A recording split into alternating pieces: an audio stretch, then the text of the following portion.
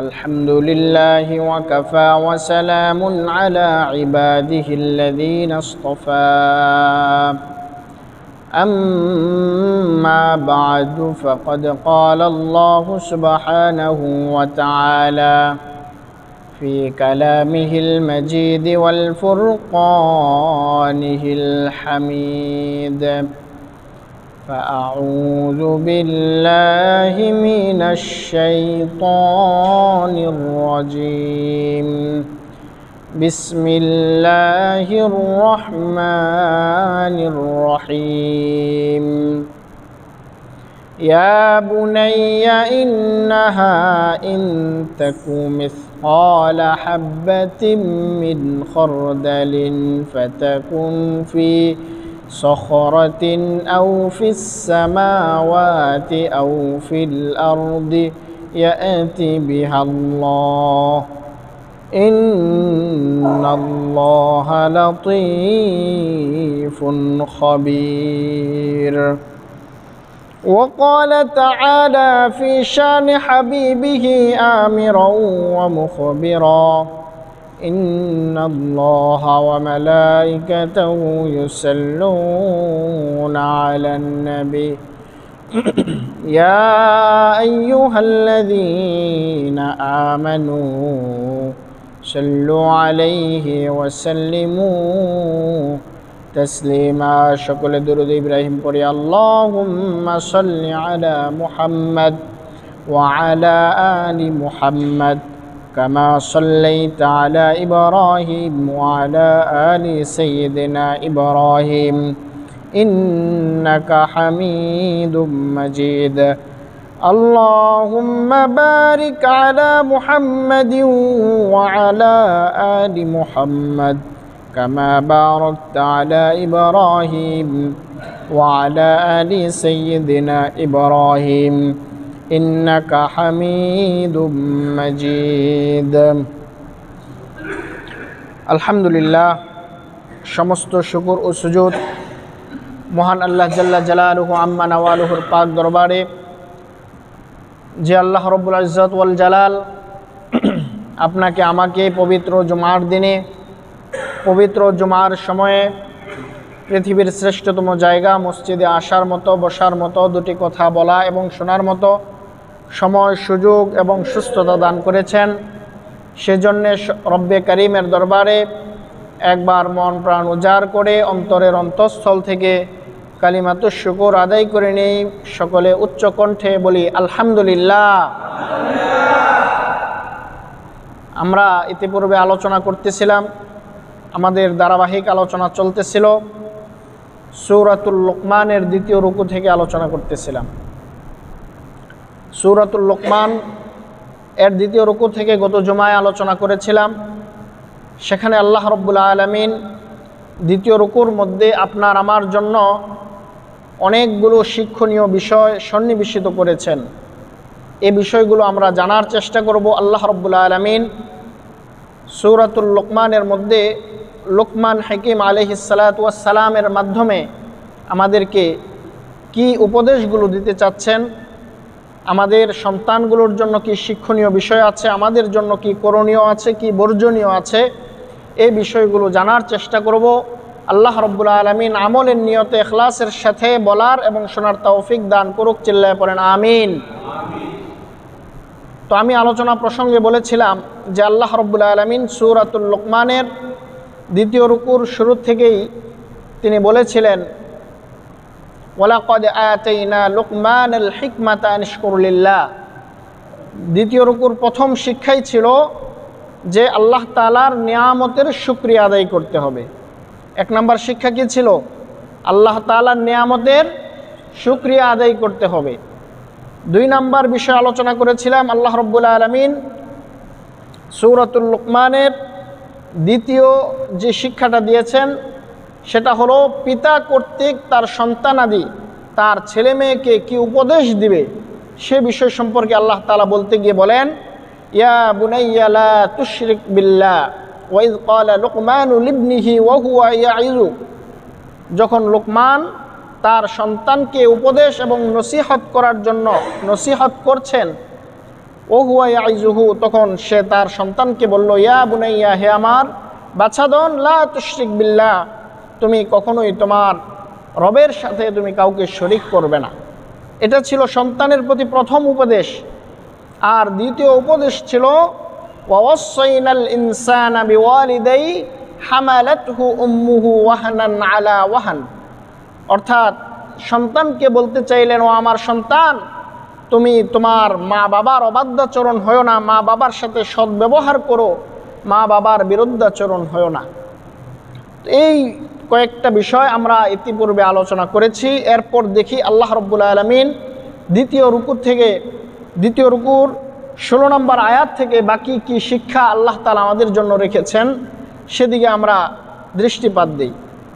আল্লাহ রাব্বুল আলামিন দ্বিতীয় রুকুর 16 নম্বর আয়াতের মধ্যে সুন্দর করে বলছেন, ইয়া বুনাইয়া ইন্নাহা ইন তাকু মিসকালা হাববাতিন মিন খরদাল ফাতাকুন ফি সখরাতিন আও ফিস সামাওয়াতি আও ফিল আরদি ইয়াতি বিহাল্লাহ। হে আমার সন্তান, মনোযোগ দিয়ে শোনো, কান খাড়া করে শোনো।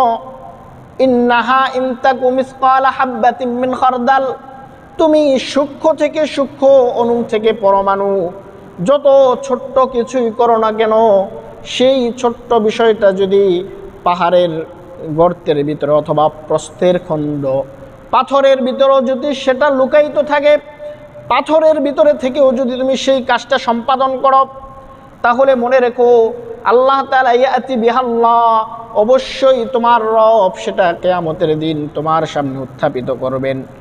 তুমি তোমার নির্জনাবসে, তুমি নির্জনে শয়নে সঙ্গোপনে, যত নির্জনে যেই তুমি গুনাহ করো না কেন, পৃথিবীর কেউ না দেখলেও, পৃথিবীর কেউ না জানলেও, তুমি মনে রেখো তোমার রব অবশ্যই তোমার এই গুনাহ সম্পর্কে অবহিত। অবশ্যই তোমার এই বিষয়টা আল্লাহ তাআলা আরশের যেদিন আল্লাহ তাআলা হিসাব নিকাশের দিন শুরু করবেন, সেদিন তোমার এই বিষয়টা অবশ্যই সবার সামনে তোমার এই বিষয়টা নিয়ে আসবেন। সেটা তোমার সওয়াব হতে পারে, গুনাহ হতে পারে। তুমি যদি গুনাহ করো গোপনে, পৃথিবীর কেউ দেখে নাই, কেউ জানে না, তুমি একা একা সওয়াব অর্জন করেছো, তুমি নেকি অর্জন করেছো, কোনো ভালো কাজ করেছো, অবশ্যই সেটা আল্লাহ তাআলা ইয়াতি বিহাল্লাহ, সেদিন তোমার সামনে এবং সমগ্র বিশ্ববাসীর সামনে উত্থাপিত করবেন, নিয়ে আসবেন। সুতরাং ও আমার সন্তান, কলিজার টুকরা সন্তান, তোমার প্রতি আমার নসিহা, তোমার প্রতি আমার উপদেশ হলো, তুমি জনসম্মুখে অথবা জনসম্মুখের আড়ালে কোথাও তুমি গুনাহের দিকে পা বাড়াবে না, গুনাহের কথা চিন্তা করবে না, গুনাহের কথা হৃদয়ে ধারণ করবে না। কারণ আল্লাহ তাআলা স্পষ্ট করে বলছেন, ইয়া বুনাইয়া ইন্নাহা ইন তাকু মিসকালা হাব্বা মিন খারদালিন ফাতাকুন ফি সখরা আও ফিস সামাওয়াতি আও ফিল আরদি ইয়াতি বিহাল্লাহ ইন্নাল্লাহা লাতীফুন খাবীর। নিশ্চয়ই আল্লাহ তাআলা সূক্ষ্মদর্শী, সব কিছু সম্পর্কে সম্যক অবগত।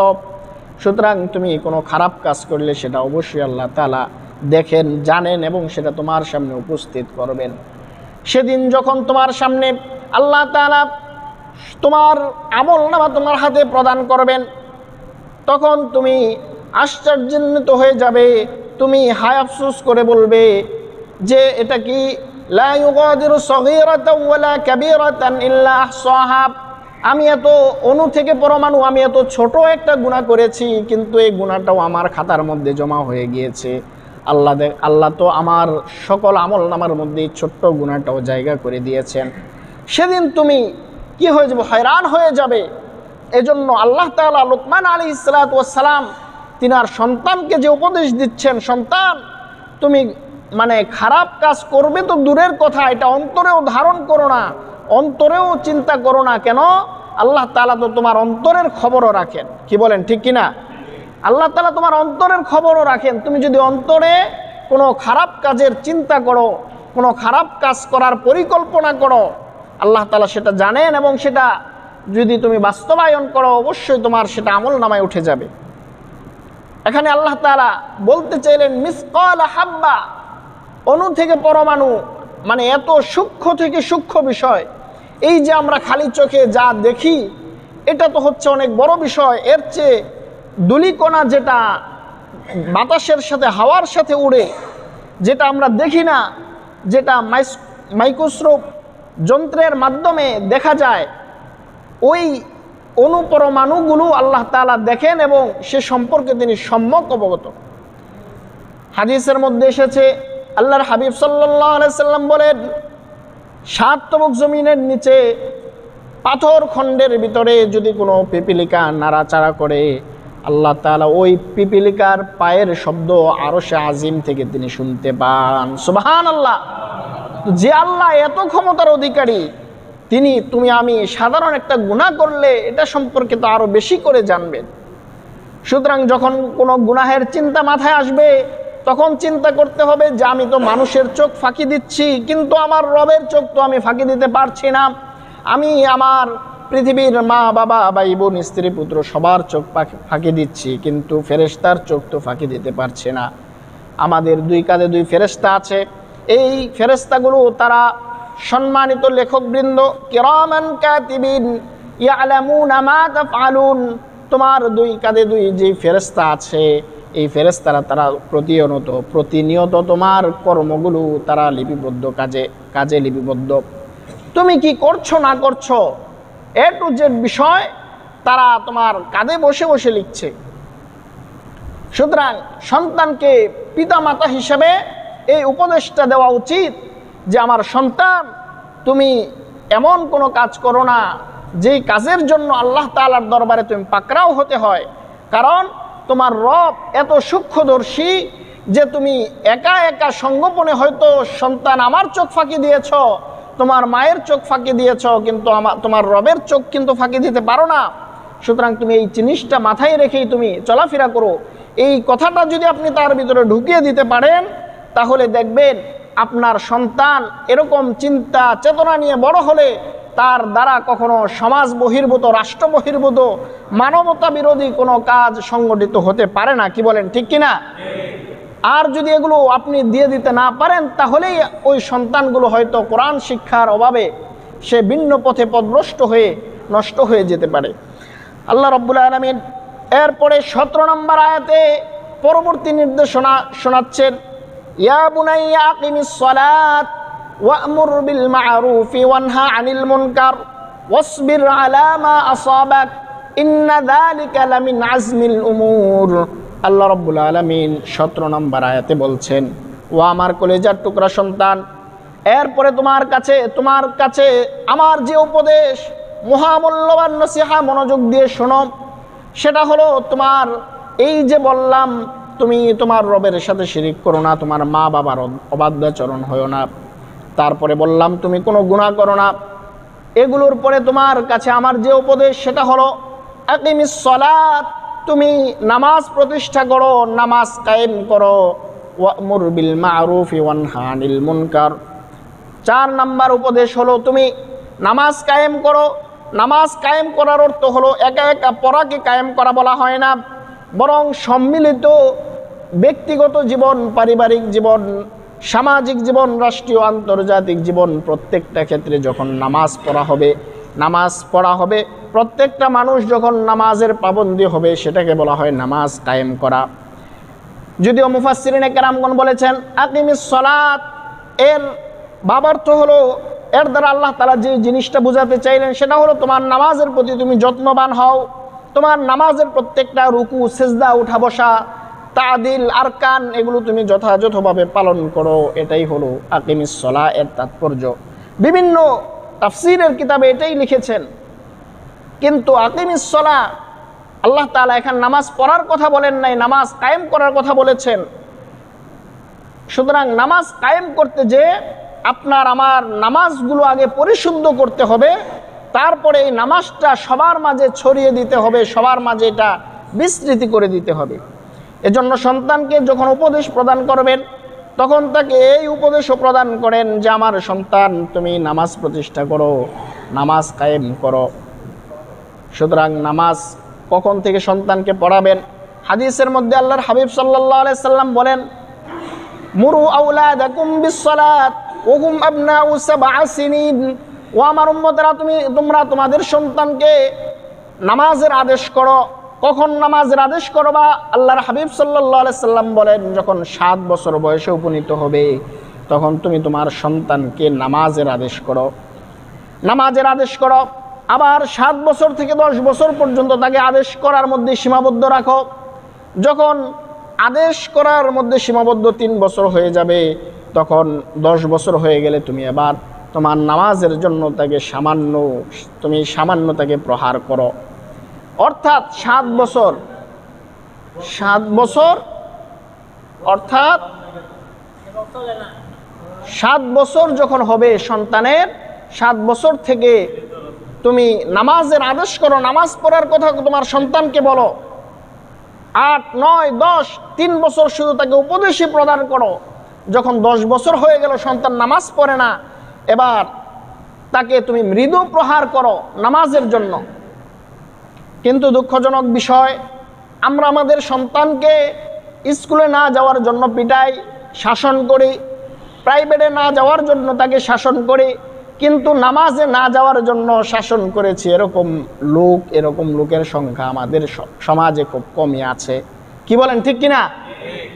নামাজে যায় না এজন্য সন্তানকে প্রহার করেছেন বা তাকে শাসন করেছেন, এরকম মা বাবার সংখ্যা সমাজের মধ্যে খুব কমই আছে। কিন্তু একদিন প্রাইভেট মিস করলে তাকে শাসনের উপর শাসন, একদিন স্কুলে না গেলে তার উপর করা নিষেধাজ্ঞা আরোপ করে দেওয়া হয়। অথচ আমাদের যদি সুবুদ্ধির উদয় হতো যে আমার স্কুল, আমার প্রাইভেট, আমার অন্যান্য দুনিয়াবি কাজকর্মের চেয়ে গুরুত্বপূর্ণ হলো নামাজ। আমার সন্তান যদি নামাজি হয়ে যায়, অন্যান্য দুনিয়াবি শিক্ষা না করে হলেও সে জান্নাতে যেতে পারবে। কিন্তু সে যদি নামাজি না হয়, তাহলে যত বড় শিক্ষিত ডক্টরেট লাভ করুক না কেন, সে জান্নাতে যাওয়ার সার্টিফিকেট পাবে না। জান্নাতে যেতে পারবে কিনা সন্দেহ। নামাজ ছাড়া জান্নাতে যাওয়াই তো যাবে না। আল্লাহর হাবিব সাল্লাল্লাহু আলাইহি ওয়াসাল্লাম বলেন, আসসালাতু মিফতাহুল জান্নাহ, নামাজ হলো বেহেশতের চাবি।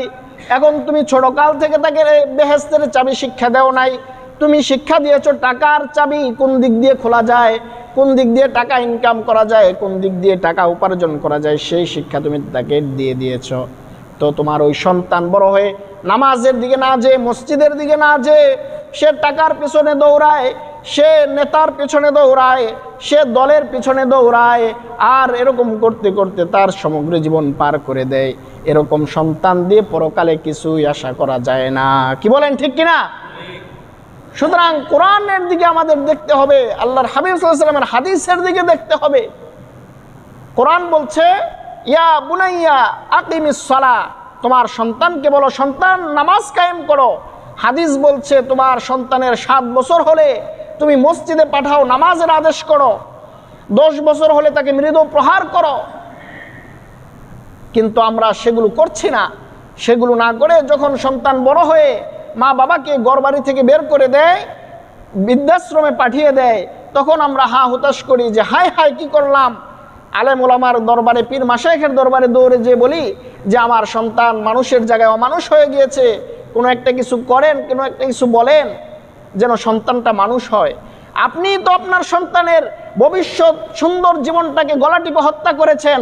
এখন এই সন্তান চাইলেও তো আর ভালো কিছু হওয়া বা করা সম্ভব না। কি বলেন, ঠিক কিনা? আপনি ছোটকাল থেকে এভাবে শিক্ষা দেন, এরপরও যদি খারাপ হয় তাহলে আপনি হয়তো আপনার দায় মুক্তি আল্লাহ তাআলার কাছে দাঁড়াতে পারবেন যে আল্লাহ 7 বছর হওয়ার পরে আমার সন্তানকে নামাজের শিক্ষা দিয়েছি, নামাজ পড়ার কথা বলেছি, 10 বছর পরে আমি 1-2 বছর তাকে পিটানিও দিয়েছি, কিন্তু সে নামাজি হয় নাই, নামাজি বানাতে পারে নাই। একটা কাদামাটি যখন সেটা কাদা থাকে, যখন সেটা নরম থাকে, আপনি যেভাবে খুশি সেভাবেই তাকে বানাতে পারেন। ইট বানাতে পারেন, যেভাবে খুশি সেভাবেই বানাতে পারেন। কিন্তু সেটা যদি আগুনে পুড়িয়ে ফেলেন, সেটা যদি শক্ত হয়ে যায়, রোদে শুকিয়ে যায়, তখন আপনি এটা যদি অন্য কোনো আঙ্গিকে, অন্য কোনো ডিজাইন করতে যান, সেটা ভেঙে যাবে। কি বলেন, ঠিক কিনা? এ কারণে সন্তান গঠন করার মুখ্যম সময় হলো ছোটকাল। আপনি তাকে বড় হওয়ার পরে, বালেগ হওয়ার পরে আপনি তাকে এবার চাচ্ছেন বুজুর্গ বানিয়ে ফেলবেন, আল্লাহওয়ালা বানিয়ে ফেলবেন, এগুলো আপনার মানে আশাতীত চিন্তা ভাবনা ছাড়া আর কিছুই না। আপনার সঠিকটা বুঝতে হবে।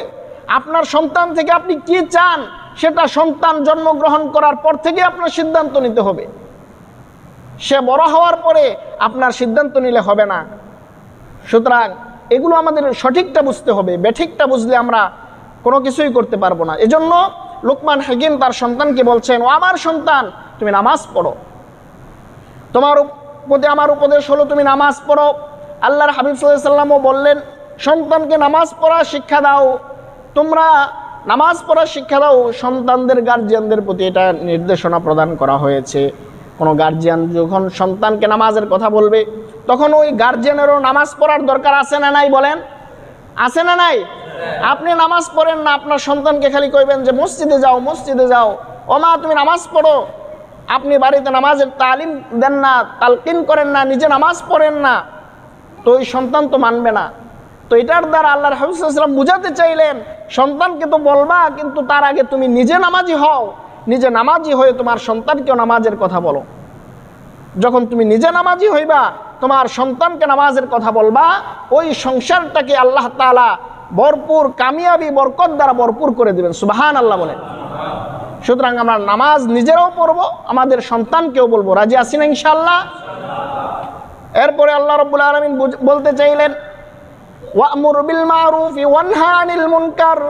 এখানে পাশাপাশি দুইটা বিষয় আল্লাহ তাআলা সন্নিবেশিত করেছেন, সন্তানকে উপদেশ দিচ্ছেন। লোকমান হাকিম তার সন্তানকে বলছেন, তুমি নামাজ পড়বা, নামাজের পরে তোমার কাজ হলো সৎ কাজের আদেশ করো, অসৎ কাজ থেকে তুমি নিষেধ করো। সৎ কাজের আদেশ করবা, যেমন তুমি নামাজের কথা বলবা, রোজার কথা বলবা, পর্দার কথা বলবা, তুমি কোরআন হাদিসের কথা বলবা, তুমি যাকাতের কথা বলবা, সামাজিক ন্যায় নীতির কথা বলবা, তুমি সত্যবাদিতা, মানুষের সাথে সদাচরণের কথা বলবা। এগুলো হলো তোমার দায়িত্ব। ওয়া'মুর বিল মা'রুফ, তুমি সৎ কাজের আদেশ দাও। পাশাপাশি তোমার দায়িত্ব হলো ওয়ানহা আনিল মুনকার, অসৎ কাজ থেকে তুমি বিরত রাখো, অসৎ কাজ থেকে বাধা প্রদান করো। ও আমার সন্তান, তুমি সৎ কাজ করো এবং মানুষদেরকে তুমি অসৎ কাজ থেকে বাধা প্রদান করো। অর্থাৎ তুমি মানুষদেরকে সৎ কাজের আহ্বান করলা, আদেশ দিলা, কিন্তু অসৎ কাজ থেকে বাধা দিলা না, তাহলে তোমার ঈমান পরিপূর্ণ হলো না। অবশ্যই তোমাকে দুটোটা কাজের সমন্বয় ঘটাতে হবে। আল্লাহ রাব্বুল আলামিন অন্যত্র আয়াতের মধ্যে বলেন, কুনতুম খায়রা উম্মাতিন উখরিজাত লিন-নাস তা'মুরুনা বিল মা'রুফি ওয়া তানহাউনা আনিল মুনকার। আমাদেরকে আল্লাহ তাআলা শ্রেষ্ঠ জাতি, শ্রেষ্ঠ উম্মত হিসেবে বানিয়েছেন। এর মূলে হলো দুইটা কাজ, তুমি সৎ কাজের আদেশ করবা, অসৎ কাজ থেকে নিষেধ করবা। তুমি সৎ কাজের আদেশ করলা তোমার সন্তানকে, কিন্তু অসৎ কাজ থেকে বিরত রাখলা না, তাহলে তুমি একজন গার্জিয়ান হিসেবে তুমি অবশ্যই ব্যর্থ গার্জিয়ান। কি বলেন, ঠিক কিনা? সন্তানকে সৎ কাজের আদেশ করতে হবে। আবার যখন তাকে খারাপ কাজে দেখবেন যে সে মোবাইলের প্রতি আসক্ত হয়ে গিয়েছে, গান বাজনার প্রতি আসক্ত হয়ে গিয়েছে, প্রেমের প্রতি আসক্ত হয়ে গিয়েছে, মাদকাসক্তির প্রতি আসক্ত হয়ে গিয়েছে, সে সুদ ঘুষ জুয়ার প্রতি আসক্ত হয়ে গিয়েছে, তখন তাকে সেটা থেকেও বিরত রাখা আপনি গার্জিয়ান হিসেবে আপনার দায়িত্ব।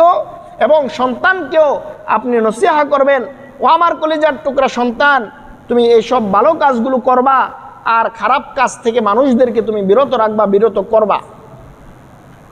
এটা আপনার আমার গার্জিয়ান হিসেবে দায়িত্ব।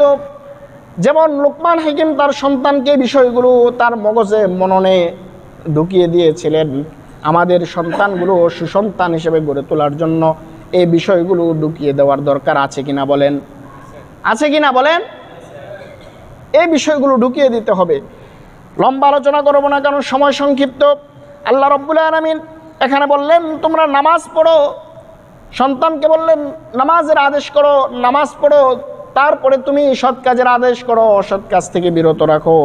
এরপরে আল্লাহ রাব্বুল আলামিন বলেন ওয়াসবির আলা মা আসাবাক, এবং এই যে তুমি নামাজ পড়বা, সৎ কাজের আদেশ করবা, অসৎ কাজ থেকে মানুষদেরকে বিরত রাখবা, এগুলোর পরে তোমার উপর বিভিন্নভাবে জুলুম আসবে, নির্যাতন আসবে, নিপীড়ন আসবে, তোমার প্রতি মানুষের বিদ্রুপাত্মক দৃষ্টি নিক্ষেপ হবে, মানুষ তোমার বৈরী আচরণের তোমার বিরুদ্ধে দাঁড়িয়ে যাবে। তোমার কাজ হলো ওয়াসবির আলা মা আসাবাক, তুমি তোমার এই সকল কাজের পরে তুমি তোমার উপর জুলুম আসলে তুমি ধৈর্য ধারণ করো। যখন আপনি সমাজের মধ্যে ভালো হয়ে চলবেন, এক শ্রেণীর লোকেরা আপনার বিরোধী হয়ে যাবে, আপনার বিপক্ষে দাঁড়িয়ে যাবে। আল্লাহ তাআলা তাদের সম্পর্কে বলছেন যে তুমি এই কাজগুলো করার পরে নামাজ, সৎ কাজের আদেশ, অসৎ কাজের নিষেধ, এগুলো যখন তুমি মানুষকে বলবা তখন মানুষ তোমার উপরে জুলুম করবে, নির্যাতন করবে।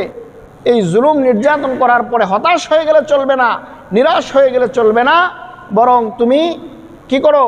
সবর করো, ধৈর্য ধারণ করো।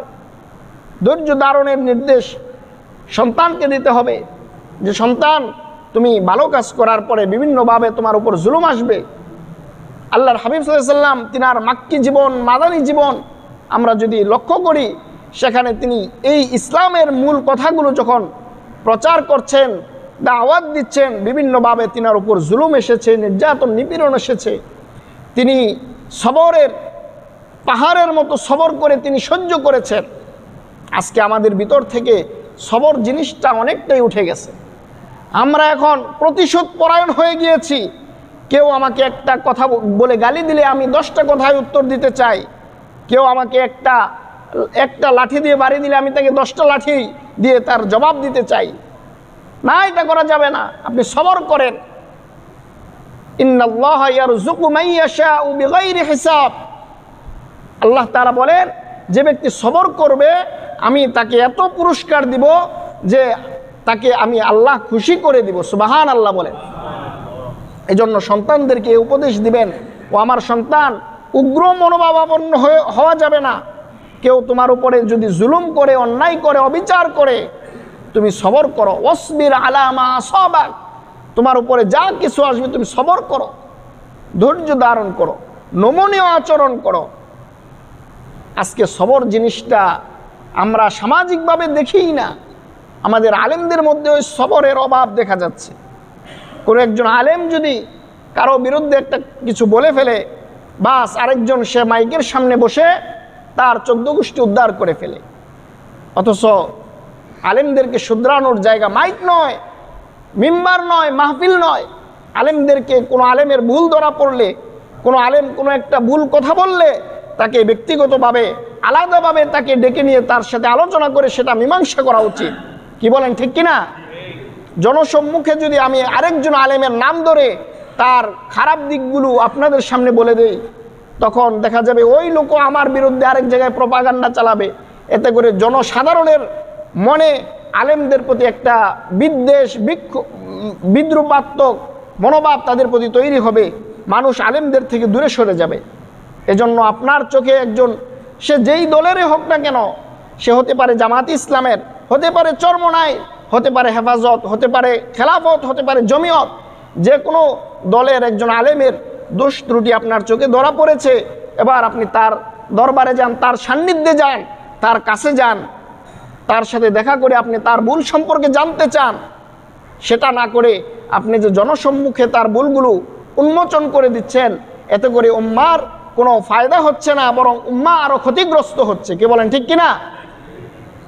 আমরা ফাটল চাই না, আমরা ঐক্য চাই। আল্লাহ তাআলা বলেছেন, ওয়াতাসিমু বিহাবলিল্লাহি জামিআন ওয়া লা তাফাররাকু, যে তোমরা বিচ্ছিন্ন হও না, তোমরা একতাবদ্ধ হয়ে থাকো।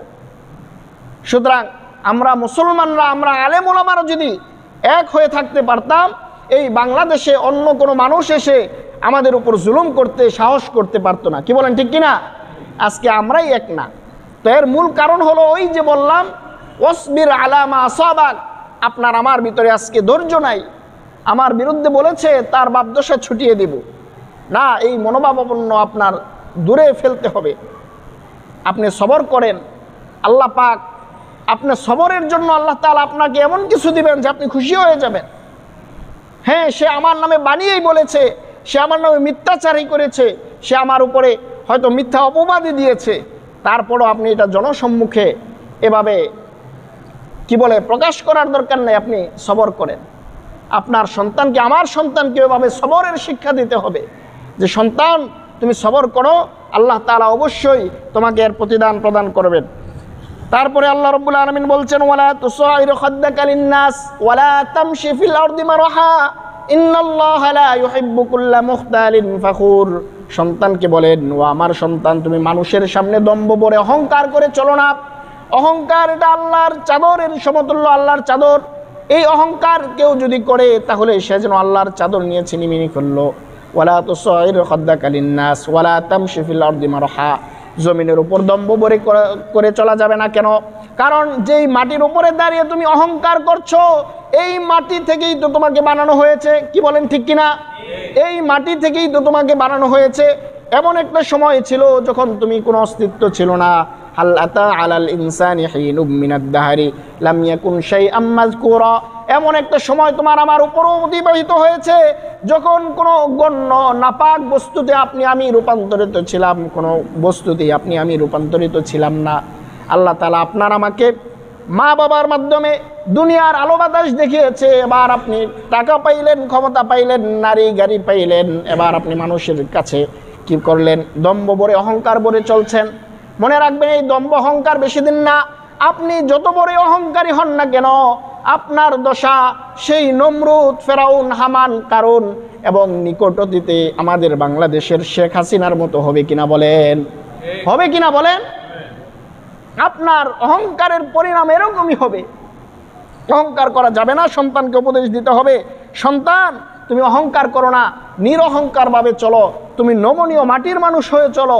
কেউ তোমার উপর জুলুম করেছে, অত্যাচার করেছে, এটার প্রতিদান তুমি উপরওয়ালা থেকে পরকালে পাইবা। দুনিয়াতে না পাইলেও দুনিয়া সামান্য কয়েকদিনের ঘর, এখানে তুমি অনেক বেশি পাওয়ার আশা করো না, বরং কোনো রকমে আমলের সাথে জিন্দগিটা কাটিয়ে পরকালে যেতে পারলেই হলো। সেখানে কি আছে না আছে সেটা আমাদের দেখতে হবে। সর্বশেষ উপদেশ প্রদান করছেন, ওয়াকসিদি ফি মাশিকা ওয়াগদুদ মিন সাউতিক ইন্না আনকারাল আসওয়াতি লাসাউতুল হামির। ও আমার সন্তান, তুমি যখন চলাফেরা করবা তখন তুমি নিম্নভাবে চলাফেরা করবা। ওয়াকসিদি ফি মাশিকা ওয়াগদুদ মিন সাউতিক, এবং তুমি যখন কথা বলবা তখন তুমি নমনীয়ভাবে কথা বলবা। আমাদের সমাজে কিছু লোক এরকম আছে যাদের সাথে কথা বললেই তারা হুট করে চেতে যায়। তাদের কথাবার্তার ভাব ভঙ্গিমা যেন তারা 24 ঘন্টায় রাগের মাথায় থাকে। না না, এরকম করা যাবে না। বরং ওয়াগদুদ মিন সাউতিক, তোমার আওয়াজটাকে ক্ষীণ করো, ছোট করো, তোমার আওয়াজটা নিম্ন স্বর করো। অর্থাৎ আওয়াজ উচ্চাঙ্গের করা যাবে না। ঝগড়া বিবাদ তো অনেক পরের হিসাব, আপনার আওয়াজকেও আপনি উঁচু করতে পারবেন না। আল্লাহ তাআলা বলেন, ইন্না আনকারাল আসওয়াতি লাসাউতুল হামির, যে নিশ্চয় উচ্চ স্বরে কথা বলে বা উচ্চ স্বরে আওয়াজ করে গাধা। সুতরাং তুমি যদি উচ্চ স্বরে কথা বলো, রাগের মাথায় কথা বলো, তাহলে তুমিও গাধার মতো হয়ে গেলে। কি বলেন, ঠিক কিনা? এটা আমার কথা না, এটা স্বয়ং আল্লাহ তাআলার কথা। ইন্না আনকারাল আসমির, সুতরাং উচ্চ স্বরে কথা বলা যাবে না, উচ্চ স্বরে কথা বলা যাবে না, নিম্ন আওয়াজে কথা বলতে হবে, নিচের দিকে তাকিয়ে নিরহংকারভাবে চলতে হবে, সবর করতে হবে, ধৈর্য ধারণ করতে হবে, সৎ কাজের আদেশ করতে হবে, অসৎ কাজ থেকে বিরত রাখতে হবে, তারপরে নামাজ পড়তে হবে, মা বাবার খেদমত করতে হবে, আল্লাহর সাথে শিরিক করা যাবে না, নেয়ামতের শুকরিয়া আদায় করতে হবে। এই যে বিষয়গুলো, এই বিষয়গুলো আমরা সকলে পালন করতে রাজি আছি তো ইনশাআল্লাহ? জোরে বলেন ইনশাআল্লাহ। আল্লাহ রাব্বুল আলামিন এই যে বিষয়গুলো আলোচনা করলাম, এগুলোর উপর প্রথমে আমি অদমকে, তারপরে আপনাদের সকলকে আমল করার তৌফিক দান করুক। চিল্লায় পড়েন আমিন। ওয়া মা আলাইনা ইল্লাল বালাগ। আসসালামু আলাইকুম ওয়া রাহমাতুল্লাহি ওয়া বারাকাতুহু।